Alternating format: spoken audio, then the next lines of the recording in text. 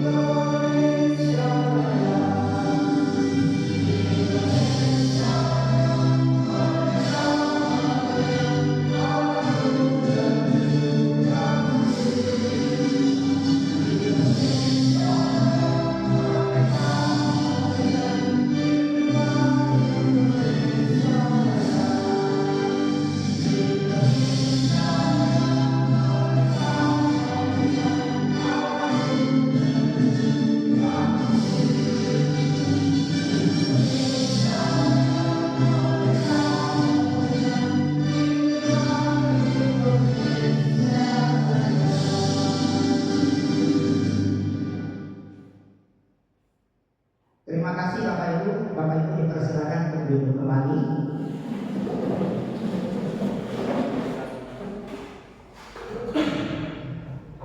Ya, baik Bapak Ibu. Sekarang Bapak Ibu Guru, kita masuk di sesi pemaparan materi kita tentang diseminasi budaya positif. Ya, baik Bapak Ibu. Kalau Bapak Ibu lihat tampilan yang sudah saya tampilkan ya. Jadi di sini kami calon guru penggerak untuk angkatan 11 memang diminta untuk mempresentasikan ini kepada Bapak Ibu guru ya.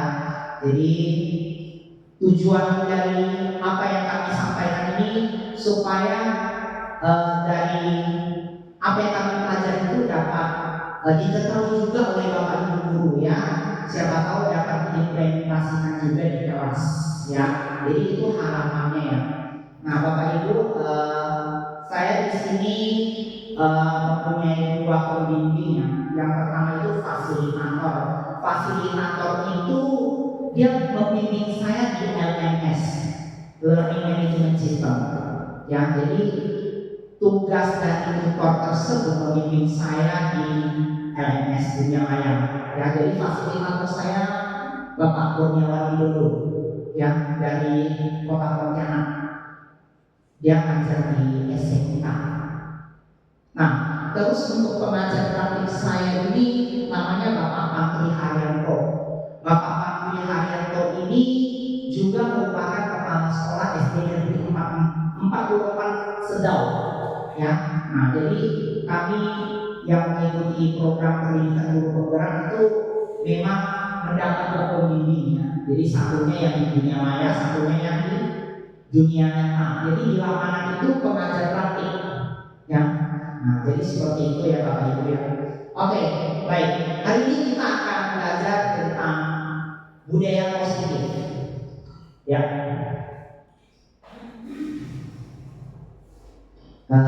Oke, ini sudah tadi ya. Baik Bapak Ibu, saya masuk ke materi kita mengenai budaya positif ya supaya tidak terlalu lama. Oke, kita akan belajar tentang budaya positif. Nah, budaya positif ini merupakan perwujudan dari nilai-nilai atau kebajikan universal yang diterapkan di sekolah. Nah, tujuan pelaksanaan pendidikan di sekolah adalah untuk membentuk murid dengan generasi yang berpendidikan, cerdas dan berkarakter. Bapak Ibu, mengenai budaya positif di sekolah.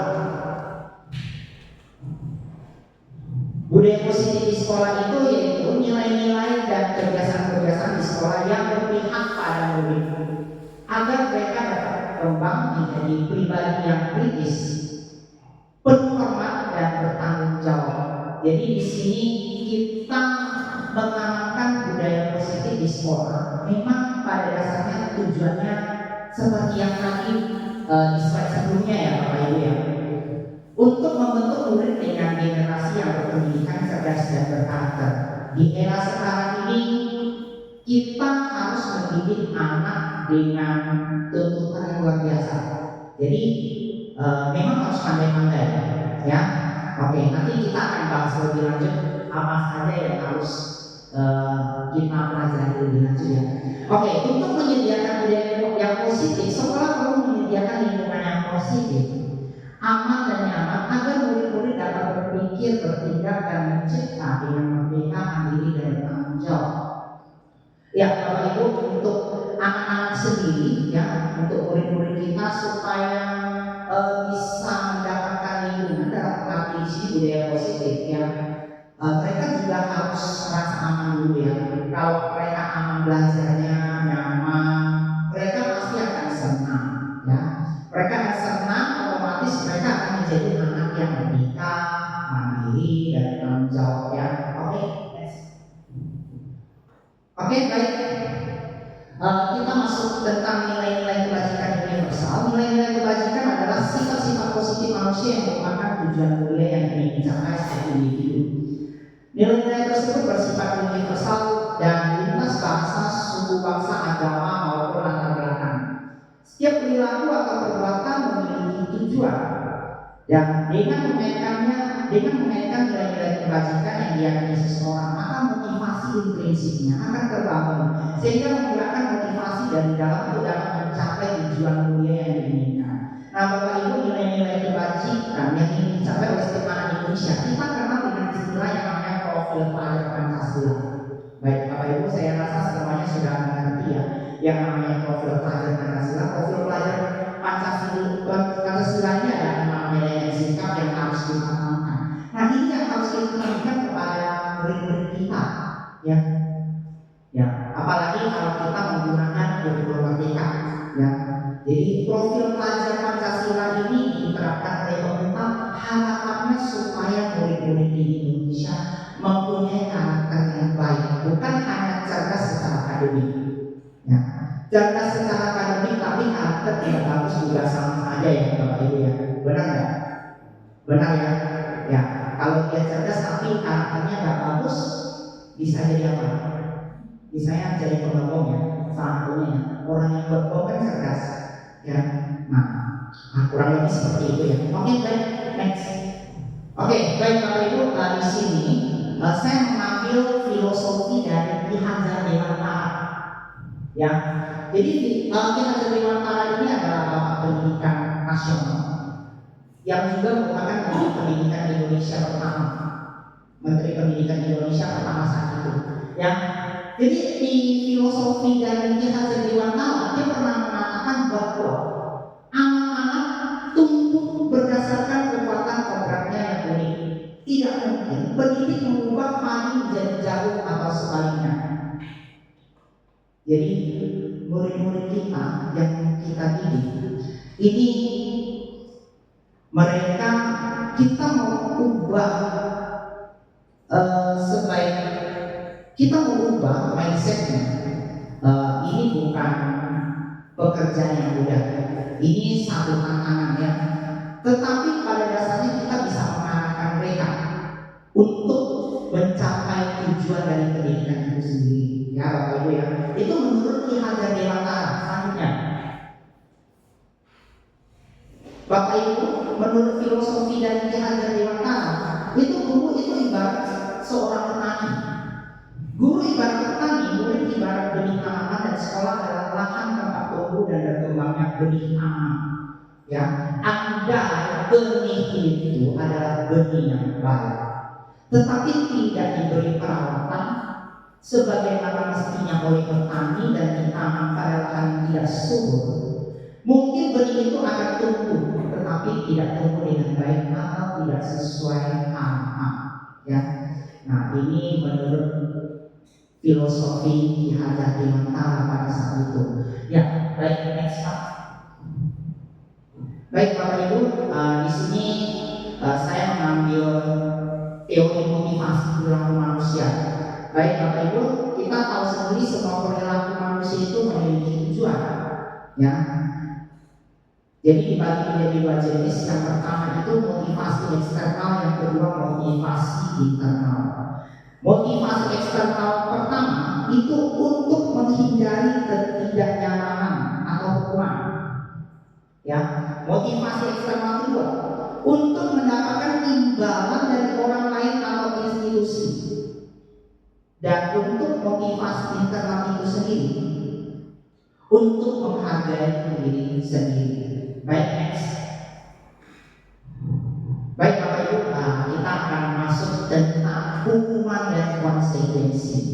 Nah, ini harus kita ketahui karena kita semua di sini adalah sebagai seorang pendidik. Ya, Bapak Ibu, kita pendidikan, kita pendidikan, ya pendidik ya. Kemarin ada beberapa teman saya diskusi sama dia.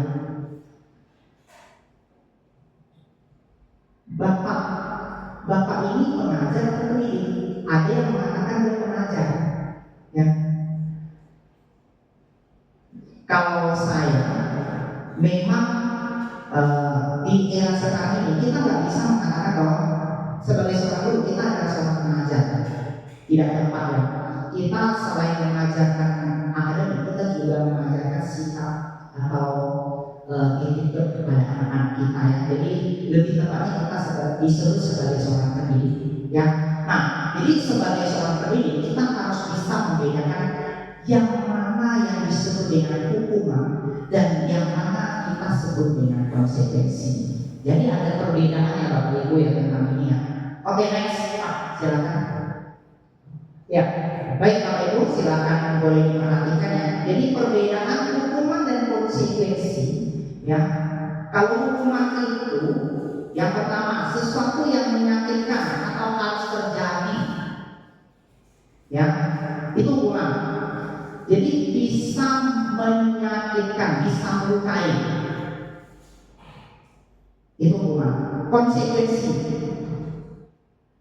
Konsekuensi itu sesuatu yang harus terjadi. Yaitu perbedaan pertama. Perbedaan kedua, membuat anak sakit atau fisik maupun hati untuk jangka waktu lama. Perbedaan yang kedua, membuat anak merasa tidak nyaman dalam jangka waktu pendek. Itu konsekuensi. Perbedaan ketiga, anak membenci kedisiplinan. Itu hukumannya. Konsekuensi, anak menghargai disiplin. Jadi begini, kalau hukuman biasanya kita kasih itu, anak itu kan gak tahu apa yang biasanya ya. Jadi udah dihukum gitu. Tapi kalau kita bikin aturan dari awal, disepakati sama-sama, nah anak ini akan mengerti, ya seperti itu ya kurang lebih ya.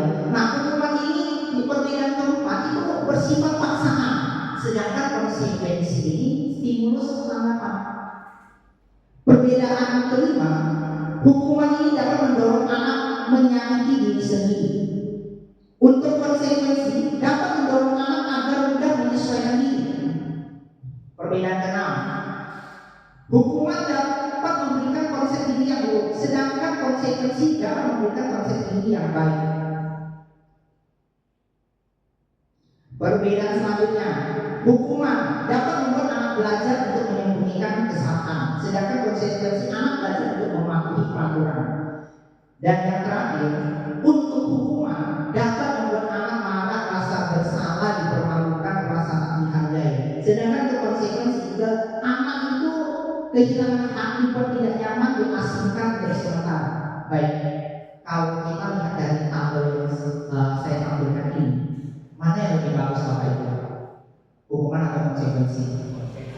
Konsekuensi ya, konsekuensi. Jadi kita buat aturan dulu, sepakati dulu dengan murid-murid kita. Jadi mereka akan mengerti. Saya di kelas 5A kebetulan sudah menerapkan ini ya. Dan memang untuk anak-anak kita, kecuali anak-anak, mohon maaf ya kalau anak-anak berkebutuhan khusus itu penanganannya lain, ya. Tapi kalau untuk anak-anak kita yang normal bisa ya kita menerapkan konsekuensi seperti ini, mereka akan mengikuti dengan catatan ya kita menyepakati aturan ini bersama-sama dengan murid-murid kita. Mereka akan tahu. Ya, oke, itu yang saya pelajari ya Bapak Ibu ya. Baik, silakan next Pak. Baik, nah di sini ada beberapa tindakan guru yang sudah saya tampilkan.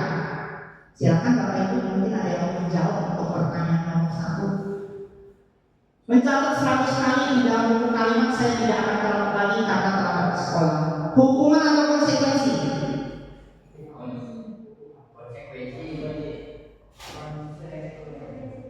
Konsekuensi.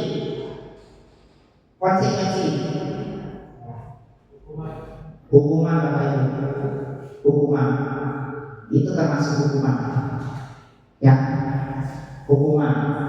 Lari mengelilingi lapangan basket 2 kali karena terlambat hadir di sekolah. Hukuman atau konsekuensi? Hukuman. Hukuman ya. Ya. Jadi begini Bapak Ibu, kalau hukuman, saya ambil satu perbedaan yang signifikan ya, yang mencolok. Hukuman itu misalnya membuat anak itu terasa secara fisik atau mungkin menyakiti secara fisik. Nah itu termasuk ya kayak misalnya mengelilingi lapangan karena terlambat hadir di sekolah dan tidak ada aturan yang disepakati oleh gurunya yang sebelumnya, itu termasuk hukuman. Gitu ya Bapak Ibu ya. Oke, yang ketiga, murid diminta untuk push up 15 kali karena tidak menggunakan masker sekolah. Hukuman atau konsekuensi? Hukuman, ya benar. hukuman. Selanjutnya, menggantikan kertas tugas teman yang telah dicoret-coret. Konsekuensi, benar ya Bapak Ibu ya. Ini konsekuensi, bukan hukuman. Ya, karena dia sudah tahu dia salah, makanya dia ganti. Benar nggak? Jadi gitu ya. Selanjutnya, membersihkan tumpahan air yang ditulis karena tersenggol pada saat belajar. Hukuman atau konsekuensi? Konsekuensi. Oke. Baik, bisa lanjut ya. Murid disuruh untuk mengenakan sepatu seharian di sekolah karena tidak mengenakan sepatu hitam. Hukuman atau konsekuensi? Hukuman atau konsekuensi? Murid disuruh untuk mengenakan sepatu seharian di sekolah karena tidak mengenakan sepatu hitam.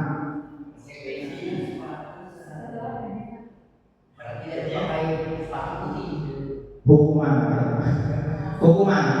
Ya, lanjut ya Bapak Ibu ya. Nanti kita diskusi lebih lanjut ya setelah selesai ya. Oke.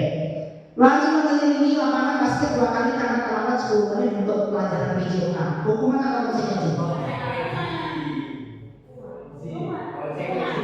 Konsekuensi. Pak Gunawan benar. Konsekuensi. Konsekuensi yang benar. Pak Gunawan. Bapak tahu nggak kenapa jawabannya konsekuensi? Iya, karena pelajarannya PJOK sudah diterapkan aturan sebelumnya. Jadi itu termasuk konsekuensi. Jadi ada aturannya Bapak Ibu ya. Kalau kita udah bikin aturan dari awal dan memang seperti itu bisa.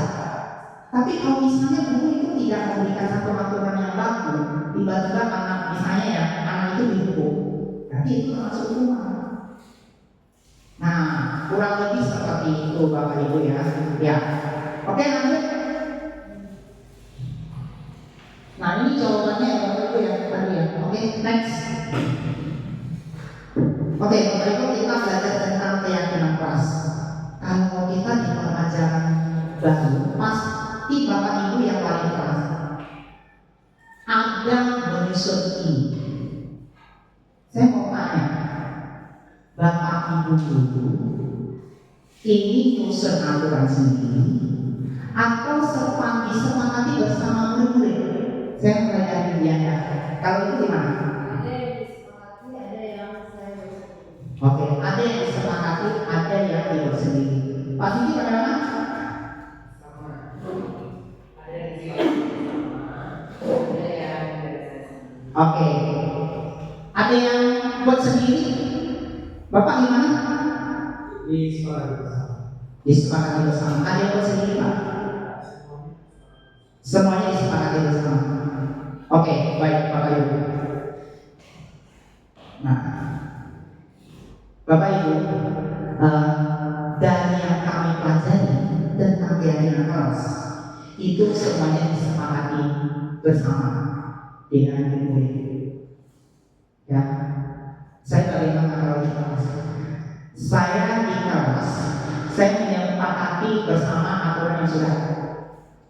Ya, jadi sepakati dengan murid-murid. Ya, dari teori juga sama. Yang menyepakati bersama murid-murid. Jadi supaya tidak ada yang merasa bahwa begini saya merasa keberatan atau apa ya. Nah itu kalau berdasarkan teorinya ya. Kalau saya kemarinnya saya sepakatinya gini. Jadi ini aturan kita anak-anak. Oke, silakan kalian sebutkan aturan apa saja yang tidak boleh kalian lakukan. Nah, kalau mereka nggak tahu berarti saya coba usulkan. Oke, gimana kita boleh nggak seperti ini dan lain-lain. Kalau mereka bilang oke, setuju, saya tuliskan di aturan. Oke, seperti itu. Ya, boleh nggak aturan ini kita ubah kalau misalnya pada kenyataannya mereka tidak bisa mengikuti dengan baik? Menurut Bapak Ibu gimana? Boleh. Aturan ini boleh kita ubah. Kalau memang anak-anak itu tidak bisa mengikuti sebuah aturan yang sudah diberikan. Ya, itu ya Bapak Ibu ya. Oke, baik kita masuk ke materi Keyakinan kelas adalah nilai-nilai kebajikan atau prinsip-prinsip universal yang disepakati bersama secara universal, lepas dari latar belakang suku, negara, bahasa maupun agama. Nah, ini menurut pengertian ahli Bosen pada tahun 1998, dia berkata bahwa suatu keyakinan akan lebih memotivasi seseorang dari dalam secara diri atau secara intrinsik. Seseorang akan lebih bersemangat untuk menjalankan keyakinannya daripada yang sekedar mengikuti serangkaian peraturan. Oke, next. Baik, mengenai pembentukan keyakinan kelas. Keyakinan kelas ini bersifat abstrak daripada peraturan. Yang lebih rinci dan konkret, keyakinan kelas berupa pernyataan-pernyataan yang universal. Pernyataan keyakinan kelas senantiasa dibuat dalam bentuk positif. Saya ambil contoh. Jangan membuang sampah sembarangan. Positif atau negatif? Negatif. Pak ini sunnah. Pak ini sunnah. Kita nggak boleh pakai jangan dalam bentuk aturan. Kalau di kelas saya sudah nggak boleh pakai kata jangan. Katanya nggak bagus. Jadi nanti persepsinya jadi gimana yang nggak bagus, ya. Jadi bagusnya gimana Pak Denis? Menjaga kebersihan kelas. Benar, menjaga kebersihan kelas. Ya, oke. Jadi harus dibuat dalam pernyataan yang sifatnya positif. Ingat ya Bapak Ibu ya. Nah, ini dari yang saya pelajari ya Bapak Ibu ya. Oke, keyakinan kelas sebenarnya tidak terlalu banyak sehingga mudah-mudahan dari pahami. Oke, nah ini yang perlu diperhatikan. Setahu saya, paling banyak aturan itu 10 poin. Setahu saya, lebih dari itu murid-murid mau pahami ribet. Udah kayaknya kelupaan. Apa yang dilanggar kelupaan gitu. Itu tapi ini berdasarkan pengalaman yang saya pelajari memang seperti itu Bapak Ibu. Jadi saya itu ya udah saya di kelas buat sebuah aturan itu yang harus mereka pahami. Kita jangan lebihkan aturan yang sudah ada, nanti pusing mereka atau mungkin lupa. Apalagi anak SD. Gitu ya Bapak Ibu ya. Oke. Jadi di sini semua warga kelas sebaiknya ikut berkontribusi dalam membuat kegiatan kelas lewat curang pendapat. Jadi semua murid-murid kita itu ikut terlibat. Gak usah susah-susah Bapak Ibu. Menentukan ketua kelas, wakil ketua, sekretaris bendahara. Kita kan pakai ini ya, pakai apa namanya? Musyawarah ya, voting ya, menentukan struktur kelas berdasarkan suara terbanyak. Itu kan berdasarkan pandangan murid, pendapat murid. Kita nggak bisa untuk, kamu jadi ketua kelas ya, karena saya rasa bapak rasa kamu kayaknya bertanggung jawab. Nggak fair namanya, ya. Jadi kita harus melakukan voting, ya. Oke, jadi seperti itu. Oke, baik Pak next. Oke, Bapak Ibu, ini ada contoh seorang guru yang menerapkan bagaimana cara membuat keyakinan kelas. Ya, Bapak Ibu ya. Jadi yang pertama, guru itu membimbing siswa membuat keyakinan kelas. Ya. Nah, selanjutnya kedua, ini bisa pakai setimpal ya Bapak Ibu ya. Misalnya ada biasanya kan di kelas kan ada papan tulis ya Bapak Ibu ya. Nah, nanti anak-anak diminta untuk menulis. Yang kedua siswa menulis dan menempelkan hal yang diharapkan. Ya. Next Pak. Nah, yang ketiga, guru dan siswa merangkum keyakinan kelas untuk dijadikan kesepakatan kelas. Jadi sama-sama. Ya. Dan yang keempat, guru dan siswa menandatangani kesepakatan kelas yang telah dibuat. Ada yang sudah melakukan enggak? Jadi anak itu sudah menyepakati, sudah menuliskan aturan-aturan yang sudah ada, yang keyakinan kelas ya. Nah, dibukukan tanda tangan. Sudah dilakukan. Kalau saya belum sampai ke sana. Saya belum sampai ke sana ya Bapak Ibu ya. Tapi kalau dari yang saya pelajari, ada juga yang menggunakan sistem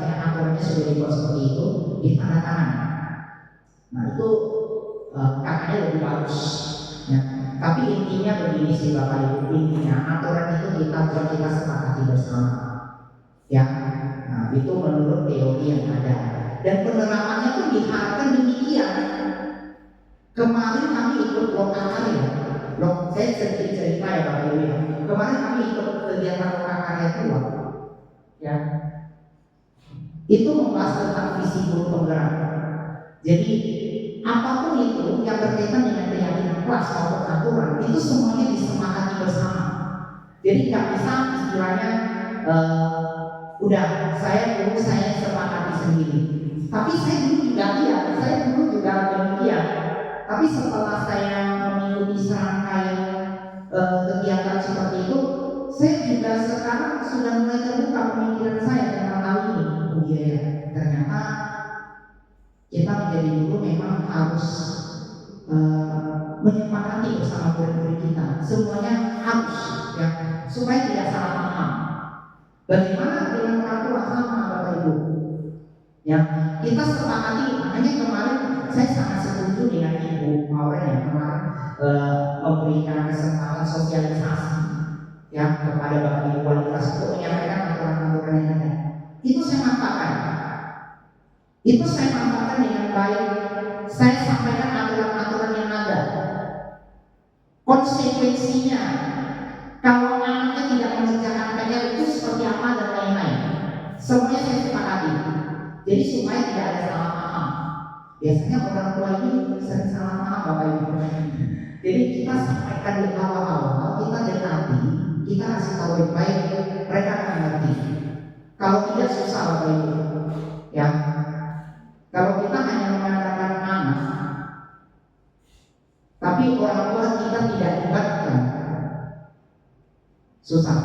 Kalau saya bilang susah, saya sudah pernah mengalami Bapak Ibu yang dulu diprotes orang tua. Keyakinan saya sendiri, ya. Jadi memang harus melibatkan orang tua, murid, guru kalau di kelas ya seperti itu. Baik, silakan Pak, next. Oke, baik Bapak Ibu, ini contoh keyakinan kelas yang saya buat dengan menggunakan Canva. Ya Bapak Ibu bisa lihat ya, saya membuat keyakinan kelas ini tidak menggunakan kata-kata yang negatif, ya. Dan kata-kata yang dibuat usahakan sesimpel mungkin. Tidak menyulitkan murid untuk menyerap aturan-aturan yang akan kita berikan. Ya, misalkan datang tepat waktu. Murid kita datang tepat waktu enggak? Kalau mereka nggak datang tepat waktu, apa yang harus dilakukan? Nah, biasanya kalau di kelas saya, mereka nggak datang tepat waktu, ya berdiri dulu di depan. Selesai renang, baru duduk kembali. Itu.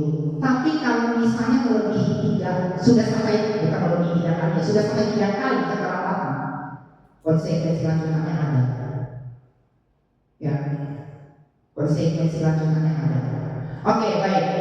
Yang kedua itu berdoa. Ketiga, fokus dan aktif ketika mengikuti pelajaran. Keempat, menghormati dan menghargai, dan yang kelima, menjaga kebersihan. Next Pak. Nah, ini penting Bapak Ibu mengenai posisi kontrol kita sebagai guru. Ya, kita ini masuk ke guru yang seperti apa sih? Oke, baik. Saya jelaskan dulu teorinya ya Bapak Ibu ya. Menurut Jan Koster dalam bukunya Restitution Structure in School Discipline pada tahun 1998 mengemukakan bahwa guru perlu meninjau kembali penerapan disiplin di dalam ruang kelas mereka selama ini, apakah telah efektif, apakah berusaha memerdekakan dan memandirikan murid, bagaimana dan mengapa melalui serangkaian riset yang berdasarkan pada teori kontrol Dr. William Glauser. Glauser memiliki kesimpulan ada 5 posisi kontrol yang diterapkan seorang guru, orang tua, ataupun atasan dan melakukan kontrol. Kelima posisi kontrol tersebut adalah pertama, penghukum, kedua, pembuat rasa bersalah, ketiga, sebagai teman, keempat, sebagai pemaaf, dan yang kelima sebagai manajer. Oke, kita bahas satu-satu ya Bapak Ibu ya. Next Pak. Baik, guru dengan nilai penghukum. Oke. Seorang penghukum bisa menggunakan hukuman fisik maupun verbal. Orang-orang yang menjalankan posisi penghukum senantiasa mengatakan bahwa sekolah merupakan sistem alat yang dapat lebih menekan murid-murid lebih dalam lagi. Guru-guru yang menerapkan posisi penghukum akan berkata, contoh, patuhi aturan saya atau aus.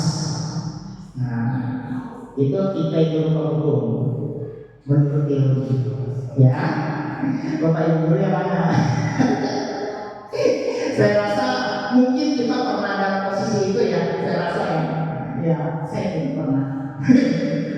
Oke, kamu selalu saja salah. Pokoknya kamu itu gak ada yang benar, selalu salah. Di mata Bapak Ibu itu kamu selalu salah. Ada juga seperti itu ya. Oke, selalu pasti selalu yang terakhir selesai. Nah, kamu selalu yang terakhir selesai. Pokoknya dalam kerjaan selalu kamu ya. Gak pernah ada orang lain, pokoknya kamu ya. Tipe penghukum itu Bapak Ibu. Oke, dan yang terakhir, ya Bapak Ibu, ini bukan contoh ya. Guru seperti ini senantiasa percaya hanya satu cara agar pembelajaran dia kelas, yaitu cara dia. Cara itu semuanya dari dia. Nah ini kalau kita lihat posisi kontrol penghukum yang menjadi seperti itu. Itu yang pertama ya Bapak Ibu. Oke, yang kedua, silakan Pak. Next. Pembuat rasa bersalah. Pada posisi ini biasanya guru akan bersuara lebih rendah. Pembuat rasa bersalah akan menggunakan gaya-gaya yang membuat orang lain merasa tidak nyaman, bersalah atau rendah diri. Kata-kata yang keluar dengan lembut akan seperti ini. Contoh, Ibu sangat kecewa sekali dengan kamu. Contoh kedua, berapa kali Bapak harus memberitahu kamu ya? Ketiga, contoh ketiga, gimana coba kalau keluarga kamu tahu kamu berbuat begini terus? Itu membuat rasa bersalah.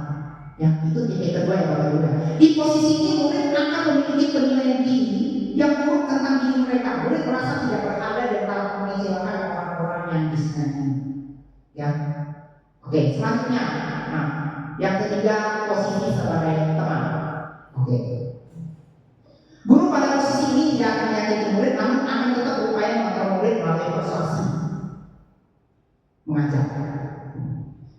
Posisi teman pada guru bisa negatif ataupun positif di sini berupa hubungan baik yang terjalin antara guru dan murid. Guru di posisi teman menggunakan hubungan yang baik dan humor untuk mempengaruhi seseorang. Mereka akan berkata, contoh, ayo bantulah demi Bapak ya. Itu contoh pertama. Kedua, ayo ingat tidak bantuan Bapak selama ini. Contoh ketiga, ya sudah kali ini tidak apa-apa, Ibu bantu bereskan. Jadi ini posisi guru yang melibatkan murid itu sebagai temannya. Tapi ada hal negatifnya Bapak Ibu. Hal negatif kalau kita memposisikan kita sebagai pendidik, sebagai teman bagi murid. Bila suatu saat guru tersebut tidak membantu, maka murid akan kecewa dan berkata, saya pikir Bapak Ibu teman saya. Murid merasa dikecewakan dan tidak mau lagi berusaha. Hal lain yang mungkin timbul adalah murid hanya akan bertindak untuk guru tertentu dan tidak untuk guru lainnya. Murid akan bergantung pada guru tersebut. Ini di posisi teman. Ya, oke. Posisi keempat, silakan. Ya, posisi sebagai pemantau. Berarti memantau ini artinya mengawasi ya Bapak Ibu. Pada saat kita mengawasi, kita bertanggung jawab atas perilaku orang-orang yang kita awasi. Posisi pemantau berdasarkan pada peraturan-peraturan dan konsekuensi. Dengan menggunakan sanksi atau konsekuensi, kita dapat memisahkan hubungan pribadi kita dengan murid sebagai seorang yang menjalankan posisi pemantau. Pertanyaan yang diajukan seorang pemantau, contoh, peraturannya apa ya tadi? Apa yang telah kamu lakukan? Nah, tadi apa yang telah kamu lakukan? Contoh ketiga, sanksi atau konsekuensinya apa? Oke, itu saya kasih sedikit contoh atau gambaran ya kalau tentang pemantau. Nah, seorang pemantau sangat mengandalkan perhitungan catatan data yang dapat digunakan sebagai bukti atas perilaku seseorang. Jadi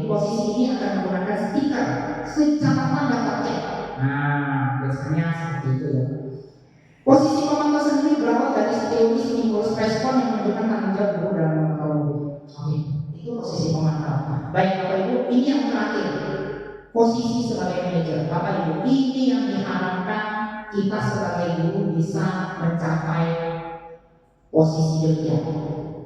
Ya, posisi sebagai manajer. Ya. Posisi terakhir adalah manajer, posisi di mana guru berbuat sesuatu bersama dengan murid, mempersilahkan murid mempertanggungjawabkan perilakunya, mendukung murid agar dapat menemukan solusi atas permasalahan sendiri.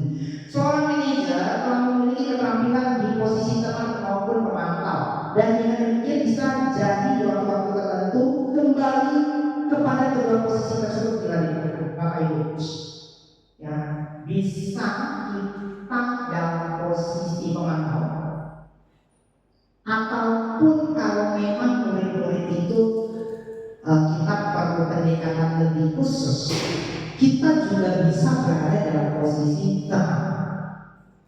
Ya, tapi tetap ingat, posisi kita harus berperan sebagai manajer. Ya, itu yang diharapkan. Oke, di manajer murid diajar untuk menganalisis kebutuhan dirinya maupun kebutuhan orang lain. Di sini penekanan bukan pada kemampuan membuat konsekuensi, namun namun dapat berkolaborasi dengan murid bagaimana memperbaiki kesalahan yang ada. Contoh, apa yang kita yakini? Contoh kedua, apakah kamu meyakininya? Contoh ketiga, jika kamu meyakininya, apakah kamu bersedia memperbaikinya? Contoh keempat, jika kamu memperbaiki ini, hal ini menunjukkan apa tentang dirimu. Jadi kita memperoleh informasi sampai kesalahan dia itu seperti apa. Setelah itu kita minta anak itu menyadari kesalahannya dan tidak mengulangi lagi. Ya. Ini yang diharapkan. Posisi seperti ini yang diharapkan, ya. Apa rencana kamu untuk memperbaiki hal ini? Misalnya, kita boleh berkelahi. Apa yang harus kamu lakukan supaya kamu tidak berkelahi lagi? Jadi kita tanya kepada anak tersebut. Ya, seperti itu ya Bapak Ibu ya. Oke, next Pak. Next. Ya, baik Bapak Ibu, mohon maaf ya, HP saya dipakai untuk rekaman. Jadi tadi saya rencana mau menyebarkan link untuk game, jadi supaya saya tahu respon Bapak Ibu. Tapi karena lagi dipakai untuk rekam, jadi saya nggak bisa pakai. Tapi tetap kita akan bahas ini sama-sama ya, gitu ya. Oke, kita akan mulai dari soal pertama. Silakan Bapak Ibu. Jadi tadi kita ada belajar tentang posisi kontrol guru itu kan ada 5, ya. Nah, kita lihat yang pertama. Saya kecewa sekali dengan kamu. Ini masuk posisi kontrol guru yang mana Bapak Ibu? Hah?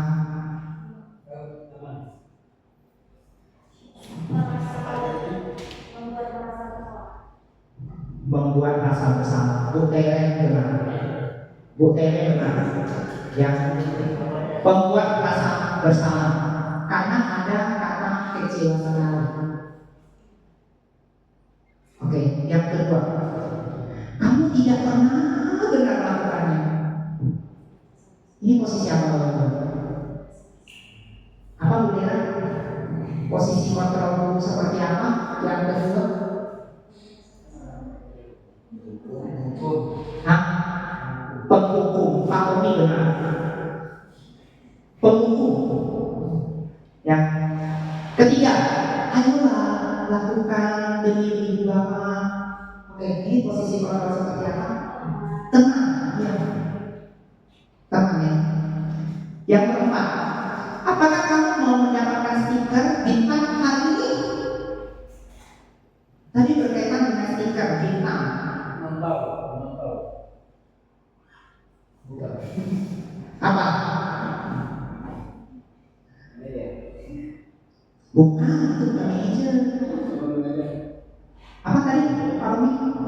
Pemantau, benar, pemantau. Pemantau, ya. Kelima ya. Bagaimana kamu bisa menyelesaikan masalah ini? Oke, baik. Ini posisi apa? Manajer. Bu Temi benar. manajer. Dan yang terakhir, kamu selalu yang paling terakhir. Penghukum. Ini kalau secara tidak sadar, pernah nggak Bapak Ibu keluar dari model waktu itu? Sekarang saya pernah. Saya pernah. Kamu selalu aja yang paling terakhir. Udah selalu kamu. Nah, berarti ini Bapak Ibu secara tidak langsung itu kita dalam posisi Bapak sebagai hukum, ya. Itu kata teorinya. Ya. Tapi tetap dalam prakteknya kita harus kan yang posisi manajer, idealnya seperti itu. Ya. Kalau ditanya posisi kontrol mana yang lebih baik, manajer kalau Bapak Ibu ya. Oke, ya manajer. Ya. Oke, next Pak, kita belajar tentang segitiga restitusi. Kemarin, bukan kemarin sih ya, minggu lalu saya ada praktek tentang ini. Ya, saya ajak dua murid saya ya, tentang ini.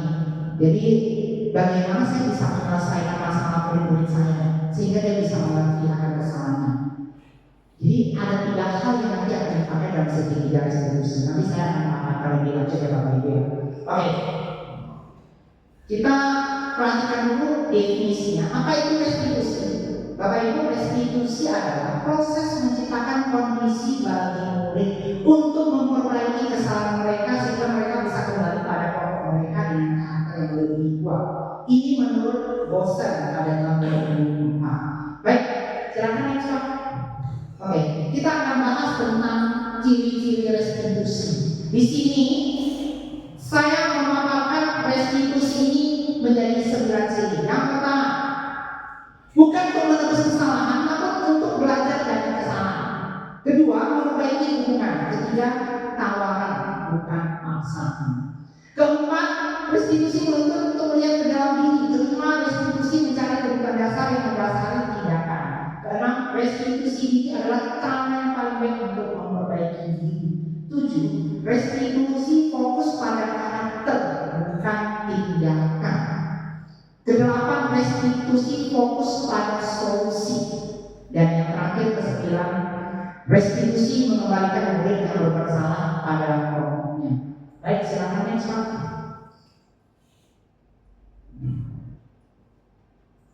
Ya, baik Bapak Ibu, di sini saya akan menampilkan sebuah gambar rumah segitiga. Ya. Jadi untuk melakukan segitiga restitusi, kita harus tahu 3 hal. Bapak Ibu, kalau Bapak Ibu secara tidak sadar ya biasanya kalau di kelas, Bapak Ibu sudah pernah melakukan yang namanya segitiga restitusi Bapak Ibu. Saya ambil contoh. Tadi Pak Denis pada saat menjadi pembina upacara mengingatkan murid-murid itu secara tidak langsung, tapi ini untuk keseluruhan itu setidaknya sudah melakukan yang namanya segitiga restitusi. Ya, tapi itu untuk yang sekelompok siswa yang ramai, satu kelompok siswa. Ya, nah tapi segitiga restitusi ini yang saya maksud itu pendekatan siswa. Misalnya siswa ini sama kita dekati, kita ngobrol, kita ngajak bicara. Yang pertama Bapak Ibu, menstabilkan identitas. Meliputi apa? Setiap orang pasti pernah melakukan kesalahan, dan yang kedua kamu bukan satu-satunya yang pernah melakukan ini. Itu step pertama. Step kedua, kita melakukan validasi tindakan yang salah dari murid itu. Kamu tentu punya alasan mengapa melakukan itu. Kita tanya ke kita adakah cara yang lebih efektif untuk mendapatkan apa yang kamu butuhkan? Nah, ini langkah kedua. Dan langkah terakhir, kita perlu menanyakan keyakinan. Ya, misalnya nilai-nilai apa yang telah kita sepakati. Selanjutnya, kamu ingin menjadi orang yang seperti apa? Ya, itu tentang segitiga restitusi yang baik. Next Pak. Oke, yang pertama kita bahas menstabilkan identitas. Ya, contoh Misalnya, nah, berbuat salah itu hal yang manusiawi. Tidak ada manusia yang sempurna. Bapak Ibu juga bersalah, pernah bersalah. Kita pasti bisa menyelesaikan permasalahan ini. Bapak Ibu tidak tertarik untuk mencari tahu siapa yang benar, siapa yang salah. Bapak Ibu lebih tertarik untuk menyelesaikan masalah. Dan yang terakhir, Guru bisa berkata seperti ini. Kalau kamu menyalahkan dirimu sendiri terus-menerus, apakah kamu bersikap baik pada dirimu sendiri? Oke. Jadi tujuan dari menstabilkan identitas ini Bapak Ibu untuk membuat anak yang merasa gagal karena berbersama menjadi positif terhadap dirinya. Itu tujuan dari menstabilkan identitas. Next Pak, kita lanjut ke validasi kesalahan. Oke, untuk validasi kesalahan, validasi tindakan yang salah, guru akan berkata seperti ini kepada murid-murid. Misalnya, pertama ya Bapak Ibu, kamu bisa saja kan melakukan hal yang lebih buruk, tapi kamu tidak melakukannya kan? Kedua, kamu pasti punya alasan mengapa melakukannya. Ketiga, apa yang penting bagi kamu? Keempat, kamu boleh berusaha menjelaskan itu, tapi tambahkan sikap yang baru, yang baru. Kelima, maukah kamu belajar cara lain berpendapat yang kamu lakukan tanpa harus memukul? Dan yang terakhir, keenam, apakah kamu bisa melakukan dengan lebih baik lagi untuk besok? Ya, itu langkah kedua tentang validasi kesalahan Bapak Ibu. Dan yang ketiga, yang terakhir, next Pak, menanyakan keyakinan. Contoh perkataan gurunya seperti ini. Satu, apa nilai yang kita percaya di kelas atau sekolah kita? Kedua, nilai-nilai universal apa yang telah kita sepakati? Ketiga, kelas yang ideal itu seperti apa sih? Keempat, kamu ingin jadi anak seperti apa? Kelima, apa yang kamu rasakan ketika kamu melakukan itu? Kamu menjadi orang yang seperti apa? Bapak Ibu, itu tujuan dari menanyakan keyakinan ini adalah anak melihat kesalahan yang dihubungkan dengan norma sosial dan nilai-nilai yang mendasari manusia dengan interaksi bersama orang lain. Next Pak. Ya, baik Bapak Ibu. Ini merupakan contoh penerapan segitiga restitusi yang saya lakukan di kelas saya, di kelas 5. Jadi untuk menangani murid yang bermasalah, kita bisa menggunakan pendekatan ini. Tapi ingat Bapak Ibu, tidak bisa berlaku untuk semua siswa. Untuk siswa tertentu kita menggunakan segitiga restitusi tidak bisa. Ya. Tapi untuk siswa-siswa pada umumnya bisa. Ya. Oke, baik. Jadi di sini saya ada video tentang segitiga restitusi. Saya sudah buat minggu lalu, ya, dan saya praktekkan bersama murid-murid saya. Yuk kita simak bersama.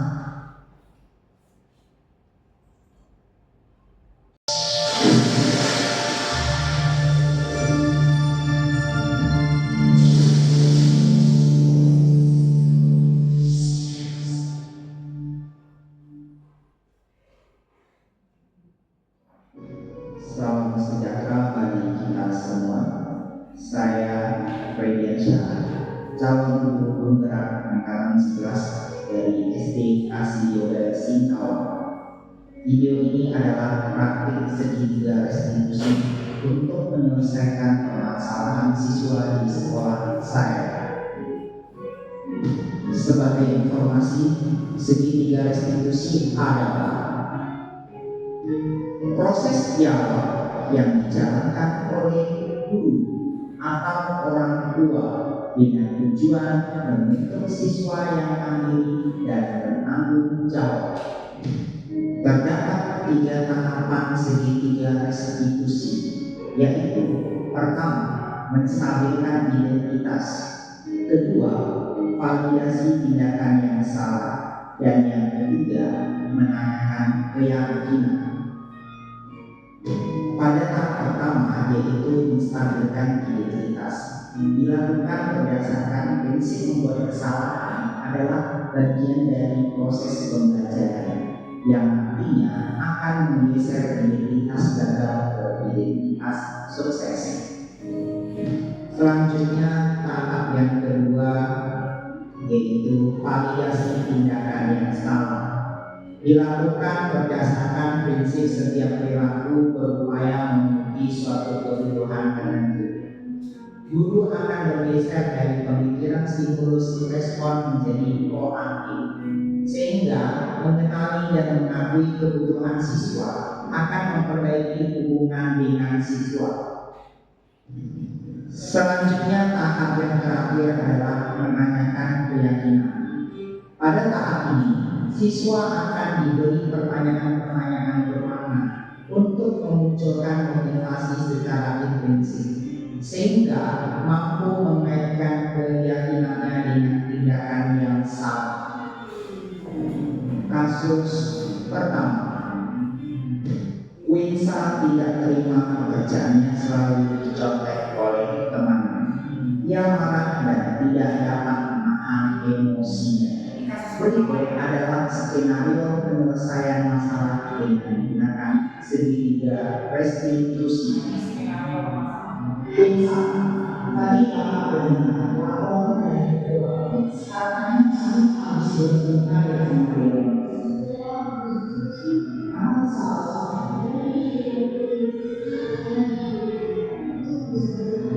Oh itu, apa sih yang kesalahan? Jika bapak ada posisi kami, bapak tidak akan melakukan hal yang sama. Lalu apa yang kami lakukan pada beliau?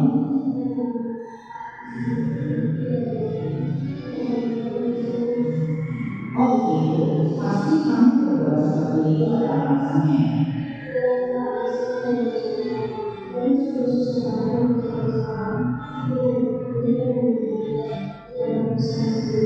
Iya, sama-sama karena tidak ada perbedaan jadi itu sudah berbeda. Kalau sama yang aku tidak berbuat lebih dari itu sama. Sekarang kita lakukan tindakan kamu marah sama yang berbeda. Apakah sesuai dengan keyakinan masing-masing? Menurut kamu kira-kira apa yang bisa jadi masalah? Iya betul. Menurut kamu salah apa yang itu tidak kamu? Baik, kalau menurut kamu berpenting, jadi kira-kira apa yang harus kamu lakukan saat sedang marah? Kamu bersedia memperbaiki masalah ini? Apa yang akan kamu lakukan untuk memperbaiki masalah ini?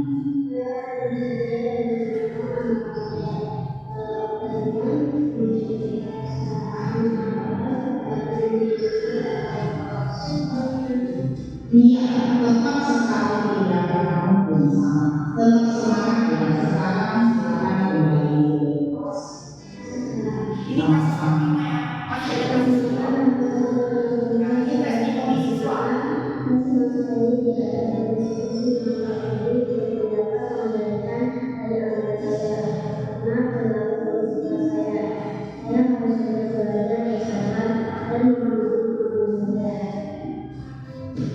Kasus kedua, Jeffrey sering datang terlambat sehingga banyak pelajaran yang tertinggal.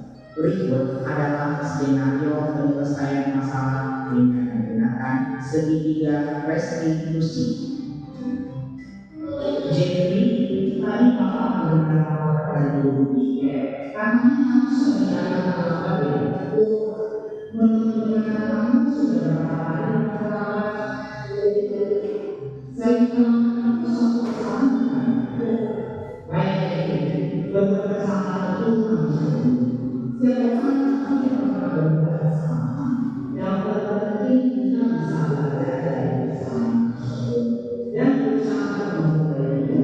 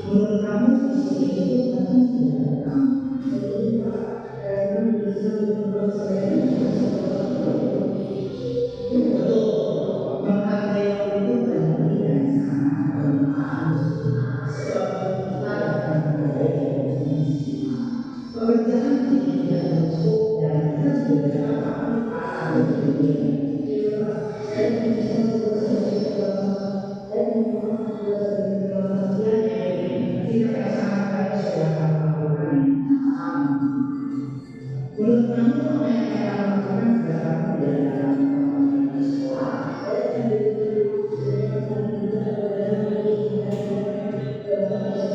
Baik, kamu sudah melakukan solusinya dan melakukan beberapa hal yang kamu agar kamu tidak dalam sekolah. Sekarang silakan kembali ke kelas. Tetap semangat ya.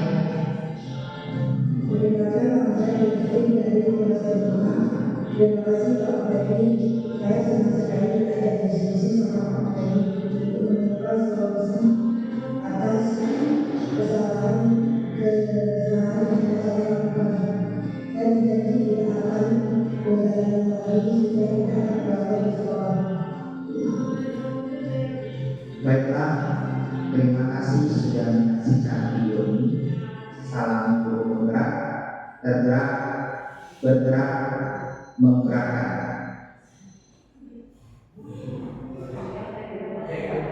Bergerak, Pak Freddy. Tergerak, bergerak, menggerakkan. Ya, Bapak Ibu, ini video minggu lalu yang saya buat bersama murid saya. Jadi saya mengangkat dua kasus.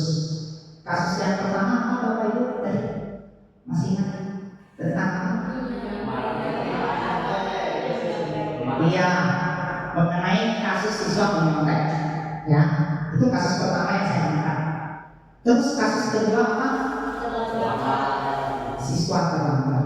Ya, jadi saya menggunakan dua kasus, menggunakan contoh kasus tersebut saya implementasikan dan kebetulan ya untuk siswa saya. Jadi memang kami itu buat videonya terus dikumpulkan. Seperti itu Bapak Ibu yang kurang lebih ya. Ini hanya gambaran sederhana bagaimana cara kita menangani murid bermasalah. Ya, jadi kita melakukan sebuah pendekatan kepada murid. Ya. Jadi peran kita di sini sebagai apa Bapak Ibu? Posisi kontrol guru tadi ada 5. Manager. Kalau sudah melakukan segitiga restitusi, maka kita sudah melakukan peran kita sebagai seorang manajer. Manajer bukan hanya seorang kepala sekolah Bapak Ibu. Kita sebagai wali kelas, misalnya Bapak Ibu guru bidang studi juga, itu juga termasuk manajer. Manajer bagi anak-anak didik kita. Benar nggak? Ya, itu ya Bapak Ibu ya. Nah, jadi seperti itu ya. Nah, semoga video yang saya putarkan ini setidaknya dapat memberikan gambaran bagi Bapak Ibu untuk menerapkan segitiga restitusi di sekolah. Ya, kalau menurut saya ini sangat baik ya untuk anak didik kita. Ya. Tapi ingat ya Bapak Ibu, pendekatannya berbeda untuk kelas 1 sampai 3 ya. Untuk kelas 4 sampai 6 ada pendekatan tertentu ya. Kalau masa sih kita menggunakan pendekatan dengan bahasa yang lebih ini. Kalau ini kan memang orang kelas 5 mereka udah ngerti ya Bapak Ibu ya. Kalau anak kelas 1 atau TK beda lagi loh Bapak Ibu ya. Kemarin saya ada lihat yang video segitiga restitusi anak TK itu dia bahasanya lebih sederhana dan memberikan pemahaman kepada anak menggunakan bahasa-bahasa yang mudah dimengerti. Tetapi ingat harus 3 langkah ya. Kalau kita sudah menerapkan 3 langkah itu, maka kita sudah menerapkan segitiga restitusi ya. Jadi kurang lebih seperti itu ya Bapak Ibu ya. Baik, kita masuk di kesimpulan materi kita pada hari ini ya. Ini bagian terakhir Bapak Ibu ya. Oke, jadi dari kesimpulan ya, apa yang telah saya paparkan dan apa yang telah kita pelajari Bapak Ibu ya. Ya, kita meyakini dan kita mengerti bahwa untuk mewujudkan budaya positif membutuhkan partisipasi dari semua warga sekolah, serta diperlukan orang-orang yang bersedia untuk terus berinovasi dan terbuka terhadap perubahan zaman. Ya, itu kesimpulan materi kita pada hari ini. Ya, jadi supaya kita bisa mewujudkan budaya banyak pihak yang harus dilibatkan Bapak Ibu, termasuk UBI juga Bapak Ibu. Ya, UBI kita kemarin saya dengar ya, anak TK itu sampai keluar dari gerbang sekolah ya, satu jalan sampai ke rumah orang. Ada dengar nggak? Ya. Jadi kita belajar tentang budaya positif di sini ya, nggak bisa serta-merta hanya kepala sekolah, guru, murid, orang tua, tapi satpam, OB dan lain-lain semua harus dilibatkan ya. Jadi semua stakeholder dalam sekolah berperan penting dalam kemajuan pendidikan ya.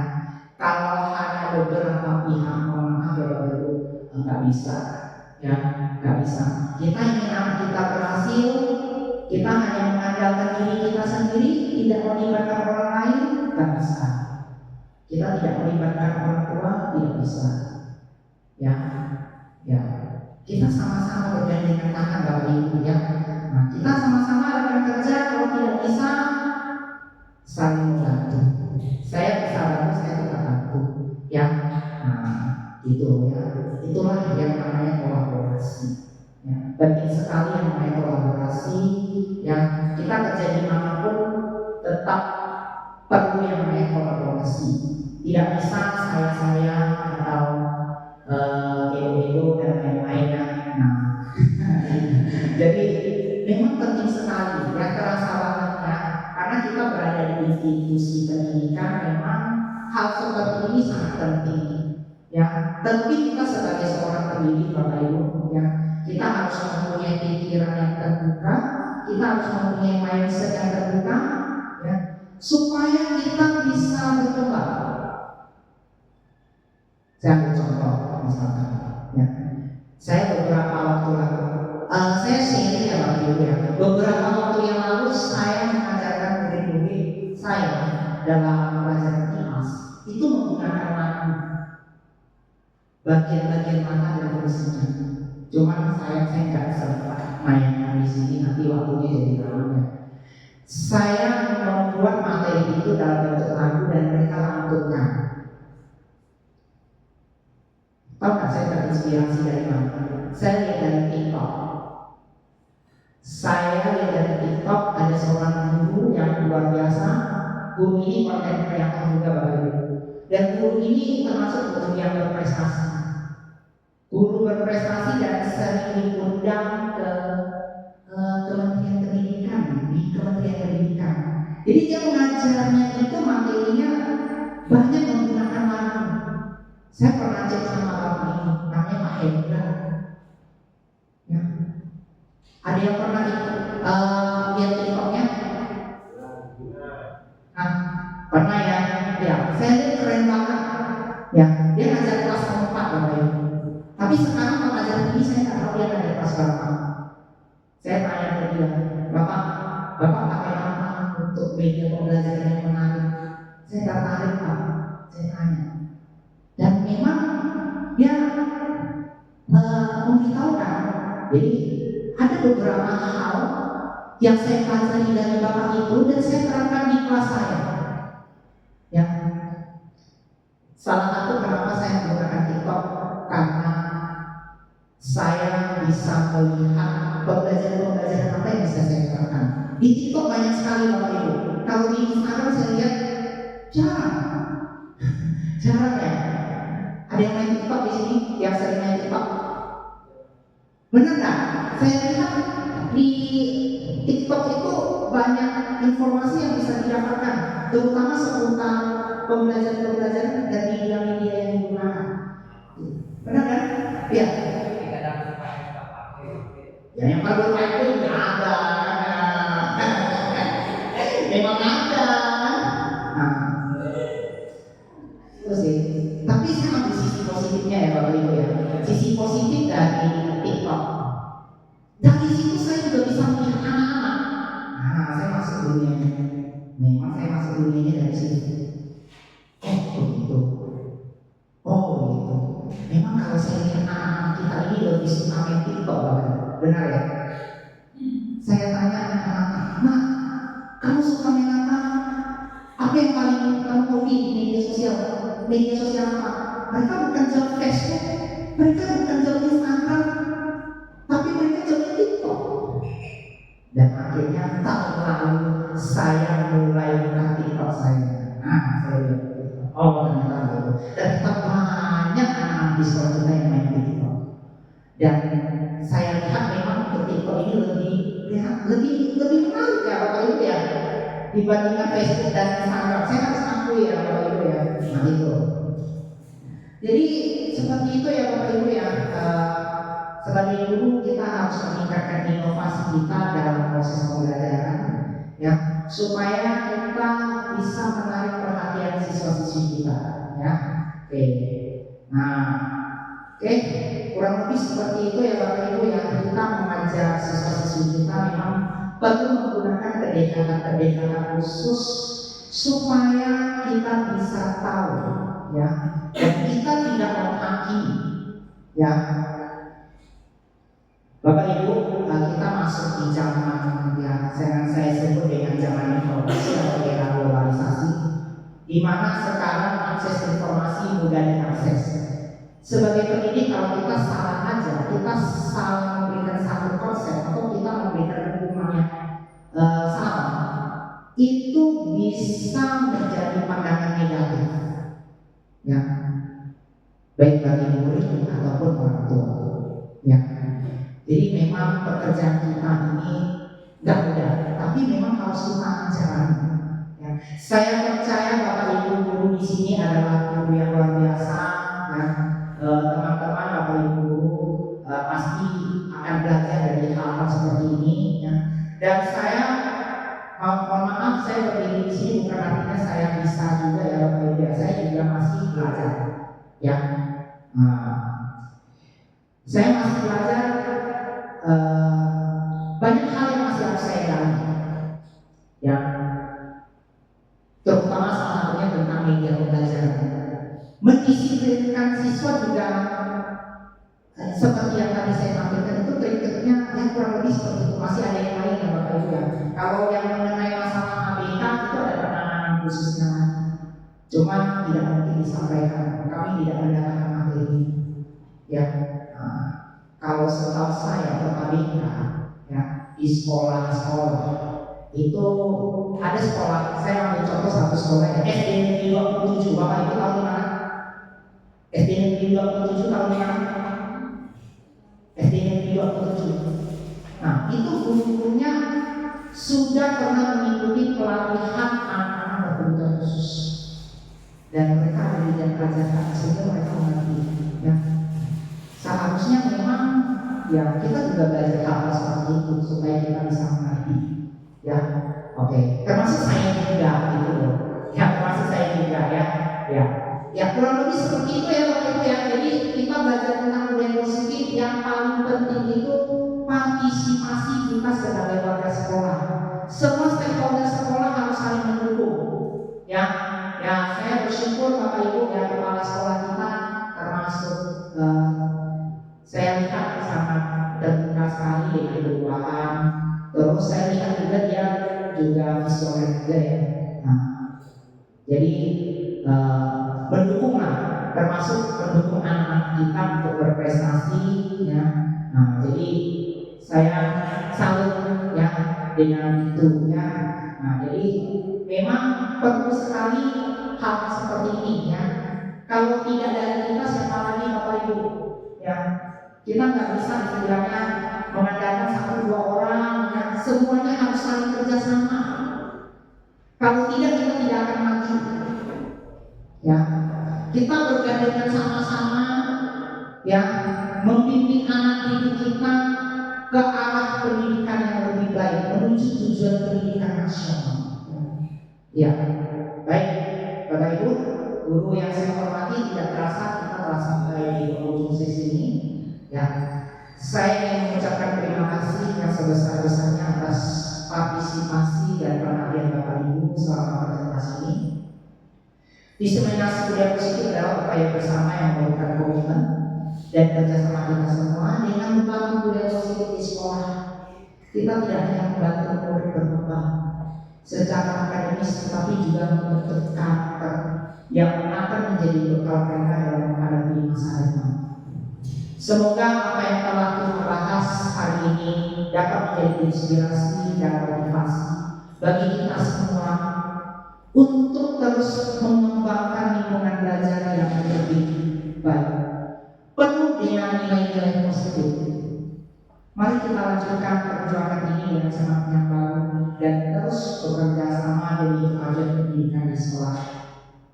Sekali lagi terima kasih atas kehadiran dan kontribusi dari Bapak Ibu sekalian.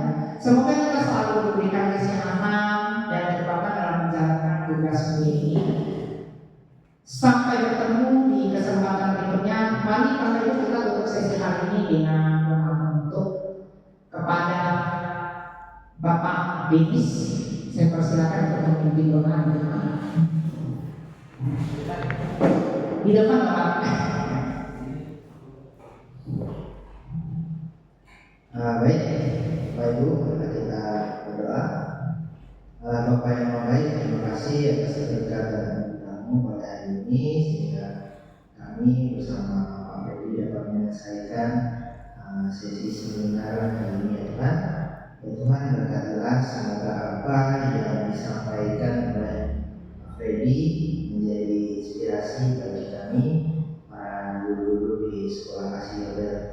Tuhan, kami juga berdoa supaya apa yang kami dengar dari penjelasan Pak Freddy bisa kami terapkan dalam kehidupan mengajar kami kepada murid-murid kami. Terima kasih Tuhan Yesus. Kami sudah berdoa dan mengucap syukur. Haleluya. Amin. Baik, terakhir Bapak Ibu, terima kasih Bapak Ibu guru